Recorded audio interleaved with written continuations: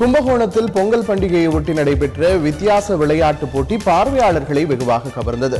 தனியார் பள்ளி சார்பில் நடைபெற்ற போட்டியில் மாணவர்களின் பெற்றோர் பங்கேற்று அசத்தினர்.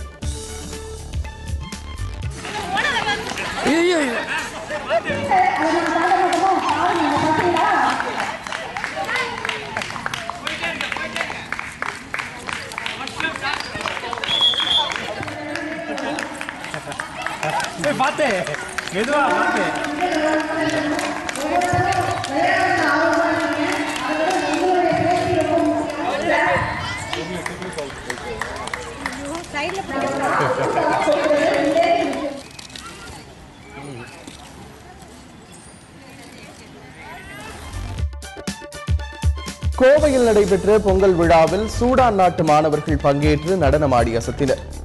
ஆவரம்பாளையத்தில் உள்ள தனியார் கல்லூரியில் நடைபெற்ற பொங்கல் விழாவில் தனிப்பானைகளில் மாணவர்கள் பொங்கல் வைத்தனர். இதற்காக தனி கூடாரம் அமைக்கப்பட்டிருந்தது. விழாவில் பங்கேற்ற சூடான் நாட்டு மாணவர்களின் நடனம் அனைவரையும் வெகுவாக கவர்ந்தது.